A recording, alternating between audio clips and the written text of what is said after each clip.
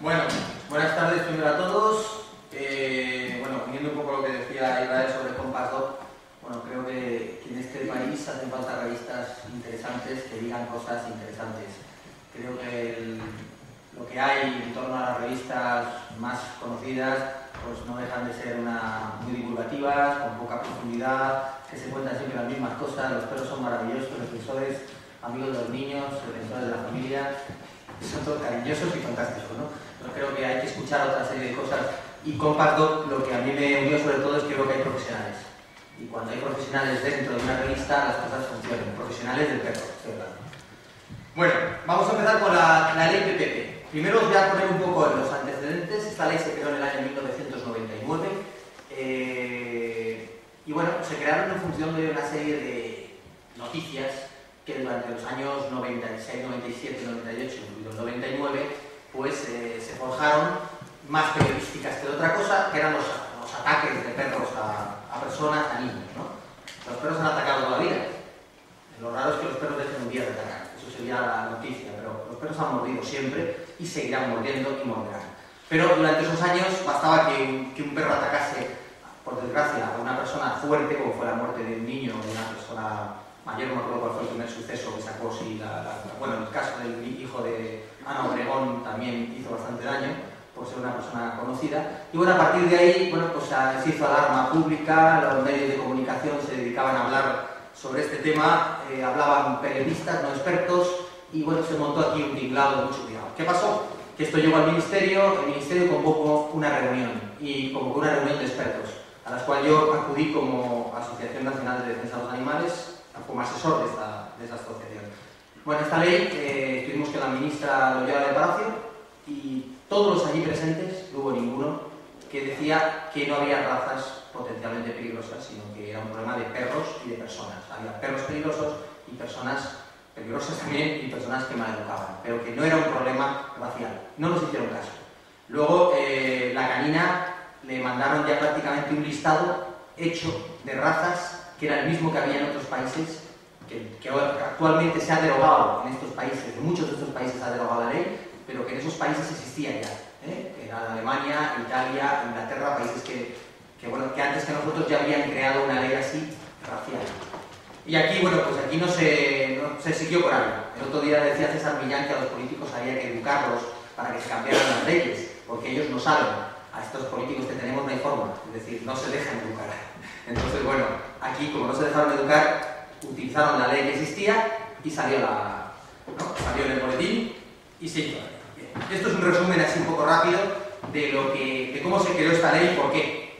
Por una alarma social. Entonces yo esta ley la he calificado con 3 adjetivos. Primero, racista. Segundo, injusta. Y tercero, absurda. Como digo yo, ría. Racista, injusta y absurda. Ríase del sable. Bien. La racista primero porque la ley cataloga 8 razas que son potencialmente peligrosas, que las tenemos aquí, ¿vale? Estas 8 razas, el Pitbull, el Staffordshire Bull Terrier, el Dog argentino, el Fila brasileiro, el American Staffordshire Terrier, el Rottweiler, el Tosa Inu y el Akita Inu. Esas son las principales que el Ministerio las considera como PP, ¿vale? Luego cada comunidad, y luego hablaremos de municipios, pero eso ya va en la parte de lo absurdo. Bien. En cuanto al tema racial, o sea, no ha habido nadie, etólogos, psicólogos, adiestradores, educadores, cualquier persona, criadores, que entienda de perros, sabe que la peligrosidad de un perro no está en su raza, sino que la peligrosidad, si existe peligrosidad en un determinado perro, está en un individuo concreto, ¿no? La raza, es decir, no condiciona la peligrosidad del perro. El tamaño condiciona la agresión. Ojo, pero no condiciona, pero la agresividad de un perro no depende de su tamaño. Me explico. Un caniche puede ser agresivo. Las repercusiones de su agresión son bajas porque es un caniche que pesa 2 kilos.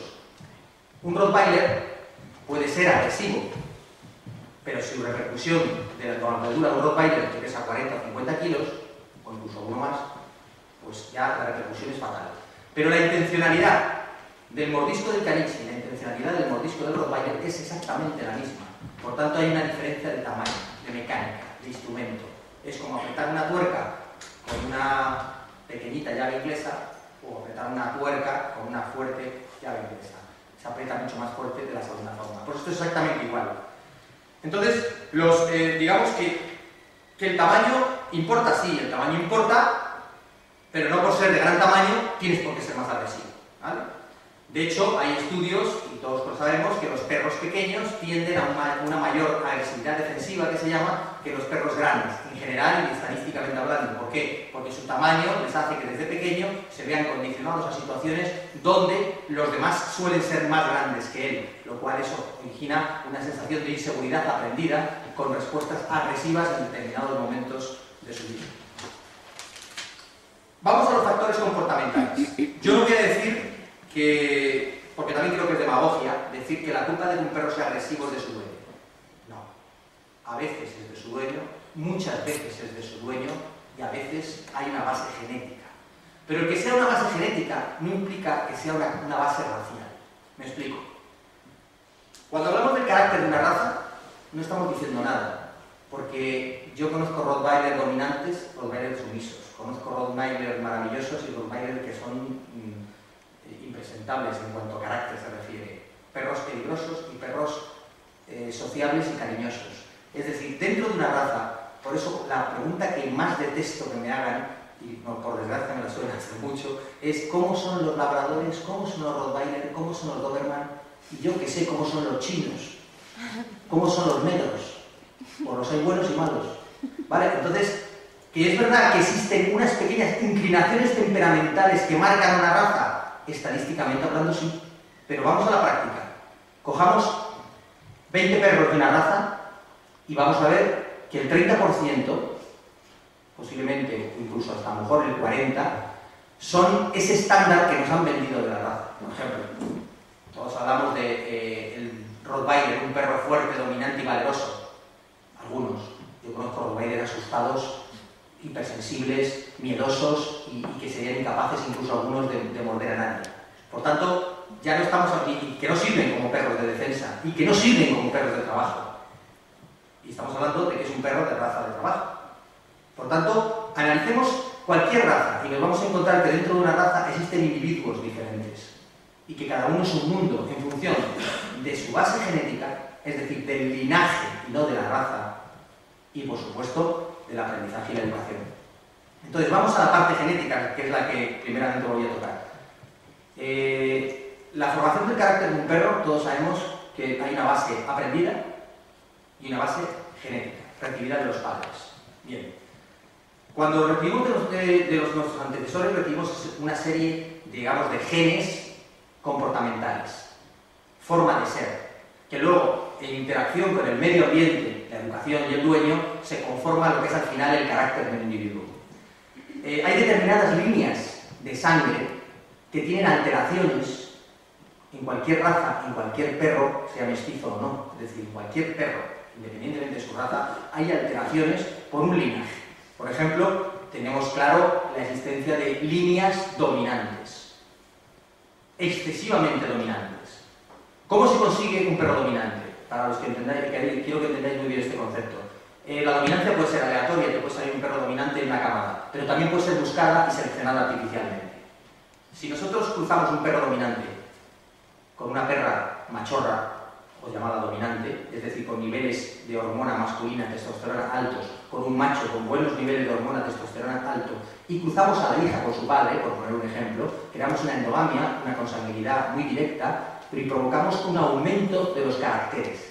Los criadores muchas veces utilizan para obtener belleza, hacer una consanguinidad muy cercana, de ejemplares emparentados muy cercanos para poder obtener y fijar caracteres físicos, pero también se están fijando caracteres psíquicos. Lo que pasa es que a lo mejor esos no los vemos tan fácilmente como un color de ojos, un color de manto, una estructura, una caída o una grupa, pero se están fijando. Entonces, en determinadas líneas ha ocurrido en razas, por ejemplo, como el Rottweiler, que yo he conocido muy bien porque la he criado, que ha habido determinadas líneas de sangre. Por poner un ejemplo, hay una línea de un tal Endo von Lainetal, que ya hace años que estuvo en España, que crió muchos perros, fue un campeón y dio digamos, una manada de perros dominantes brutales. Estos perros dominantes, ¿qué pasa?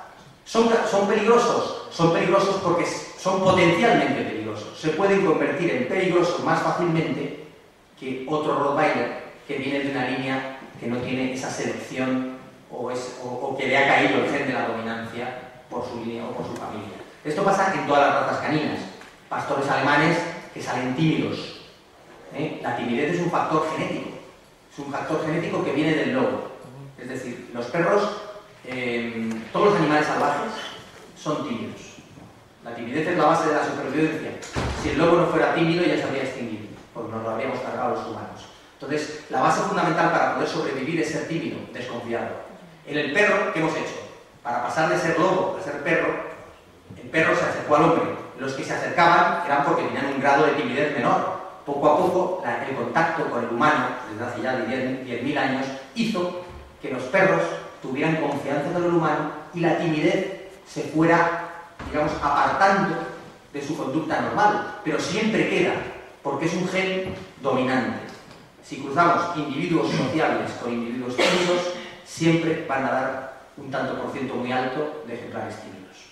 Hay un psicólogo experimentalista, Binet, que hizo muchos estudios de aprendizaje de lo que genéticamente, lo que se llama la gimnasia funcional, que es perros trabajados de una forma o ratas que se las trabajó de una forma o se las enseñó a determinadas cosas, daban hijos más capaces, con mayores aptitudes, con P, para desempeñar tareas.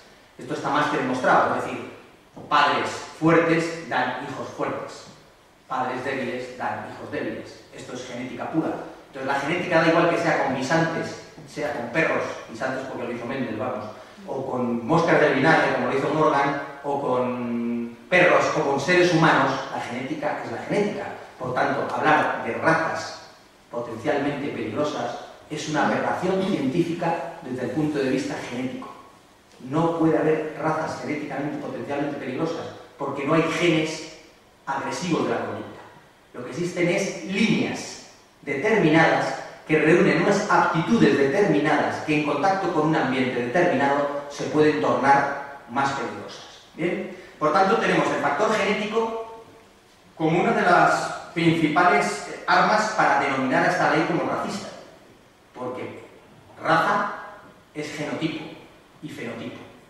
Y en este caso es todavía mucho más sencillo, porque los perros, cuando hablamos de razas, no hablamos de genotipo, estamos hablando de fenotipo, aspecto exterior. Es decir, todos los Rottweiler son negro y fuego y tienen una estructura. Todos los Bull Terrier pues tienen unos determinados colores con una estructura determinada, ese es el fenotipo. Pero el genotipo no, porque no son razas puras. Es decir, ninguno es homocigótico. Bien, vamos a...